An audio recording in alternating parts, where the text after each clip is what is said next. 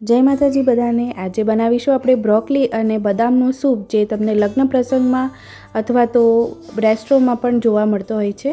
તો ખૂબ જ ટેસ્ટી અને હેલ્ધી એવો આ સૂપ આજે આપણે ઘરની સામગ્રીથી, ઘરમાં જ મળી જાય એવી સામગ્રીથી બનાવીશું। એને બનાવવા માટે આપણે 300 થી 350 ગ્રામ જેટલી મેં બ્રોકલી લીધી છે અને એને સરસ એવી આપણે ઝીણા ઝીણા કટકા કરીને એને કાપી લઈશું। તો પાછળનો જે જાડી દાંડીવાળો ભાગ છે એને હમણાં આપણે સાઈડમાં મૂકીશું। તો આપણે બ્રોકલીનો બધો જ ભાગ યુઝ કરવાનો છે, બિલકુલ એનો ફેંકી નથી દેવાનો જાડો ભાગ। તો અત્યારે આપણે જે આગળનો ફ્લાવરનો ભાગ આવે છે ને એ આપણે એનો કટ કરીશું। મિત્રો, તમે મારો વિડીયો કયા શહેર અને કયા દેશમાંથી જોઈ રહ્યા છો મને કમેન્ટમાં ચોક્કસ જણાવજો, જેથી હું તમને થેન્ક યુ કહી શકું। બ્રોકલી એમાંથી આપણને વિટામિન સી, વિટામિન કે, ફાઇબરનો ભાગ ખૂબ જ સારો એવો હોય છે અને પોટેશિયમ પણ મળતું હોય છે। તો ખૂબ જ સારું એવું હેલ્ધી એવું આપણે બ્રોકલીનો યુઝ કરી શકીએ છીએ। બ્રોકલીને તમે કાચું પણ વાપરી શકો છો અને એકદમ સ્ટીમ કરેલું હોય ને એવું પણ તમે ખાઈ શકો છો। તો જે જાડો ભાગ છે ને પાછળનો બ્રોકલીનો, એ વચ્ચેનો સોફ્ટ ભાગ છે અને જે બહારનો ભાગ આવે છે ને એ થોડો હાર્ડ હોય છે, એટલે જલ્દી ચડતો નથી। તો આપણે એને થોડું રિમૂવ કરી દઈશું અને જે વચ્ચેનો સોફ્ટ ભાગ છે ને એ આપણે એને કટિંગ કરીને લઈ લઈશું, એનો યુઝ કરી લઈશું।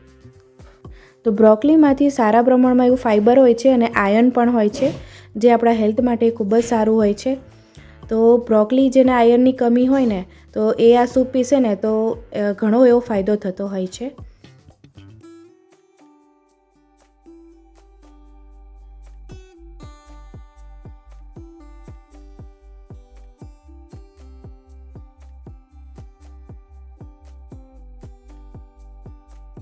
તો બ્રોકલીને નાના નાના આવી રીતે કટિંગ કરી લેવાના છે, જેથી જ્યારે પણ આપણે થોડું સ્ટીમ કરીએ કે બાફીએ ને તો જલ્દી બફાઈ જાય। હવે આપણી બ્રોકલીને આપણે ધોઈ લેવાની છે। તો 2 લોટા જેવું પાણી એડ કરીને અંદર ખાસું એવું મેં મીઠું લીધું છે, એક મોટી ચમચી જેટલું મીઠું લઈશું, જેથી જે બ્રોકલીનો કચરો છે અને નાના નાના જમ્સ પણ હોય ને તો એ બધા જ અંદર પાણીમાં ધોવાઈ જાય અને આપણી બ્રોકલી ચોખ્ખી થઈ જાય। તો આ રીતથી તમે પણ બ્રોકલીને ધોશો ને તો ઘણો ફાયદો થશે।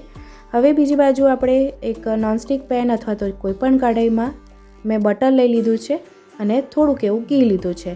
તો તમે એકલા ઘીમાં પણ બનાવી શકો છો અને એકલા બટરમાં પણ બનાવી શકો છો। અને આપણે થોડું ગરમ થાય ને એટલે અહીંયા મેં લીલું લસણ લીધું છે। તો લીલું લસણ 2 ટેબલસ્પૂન જેટલું લીધું છે અને ધાણા પણ મેં નાની વાડકીમાં આવી જાય ને એટલા લીધા છે, 1/4 કપ જેટલા। તો તમે ધાણાનું માપ વધારી શકો છો, તમને જેવું ભાવે એવું। અહીંયા અત્યારે શિયાળો છે એટલે લીલું લસણ સરસ એવું અવેલેબલ થઈ જાય છે, એટલે મેં અહીંયા લીલું લસણ લીધું છે। એક નાની ડુંગળીને મેં આ રીતે સમારીને લીધી છે અને થોડુંક એવું આપણે સાંતળી લેવાનું છે। તમે સૂકું લસણ પણ લઈ શકો છો। તો 9 થી 10 મેં અહીંયા બદામ લીધી છે। તો બટરમાં આપણા બદામને પણ થોડી એવી શેકી લેવાની છે, જેથી એવું બદામ ચડી જાય અને સ્વાદમાં પણ ખૂબ જ ટેસ્ટી લાગે છે। તો ધાણાને પણ આપણે એડ કરીને થોડા સાંતળી લેવાના છે। તમે થોડું આદુને પણ છીણીને લઈ શકો છો। હવે આપણી બ્રોકલી સરસ એવી ધોવાઈ ગઈ છે અને એને આપણે આ રીતે ઝારાની મદદથી કાઢી લઈશું। તમે પાણી જુઓ કેટલો કચરો નીકળી ગયો ને। તો મીઠું એડ કરવાથી આપણી બ્રોકલી સરસ ચોખ્ખી થઈ જતી હોય છે। હવે આપણે લો ટુ મીડિયમ ગેસ ફ્લેમ રાખવાનો છે અને એને સાંતળી લેવાનું છે અને 1 લોટા જેટલું પાણી એડ કરીશું અને પછી ઢાંકીને એને લગભગ 5 થી 7 મિનિટમાં આપણી બ્રોકલી સરસ એવી સોફ્ટ થઈ જાય છે। તો એને ચડવા માટે મૂકી દઈશું આપણે। તો 5 થી 7 મિનિટ પછી આપણે ચેક કરી લેવાનું છે કે આપણી બ્રોકલી થોડી સોફ્ટ થઈ છે કે નહીં। તો હું ચમચામાંથી એક નાનો પીસ કાઢીને ચેક કરી લઉં છું ચપ્પાની મદદથી। તો તમે જોઈ શકો છો સરસ એકદમ અડાડું ને એવું છૂટું પડી જાય છે।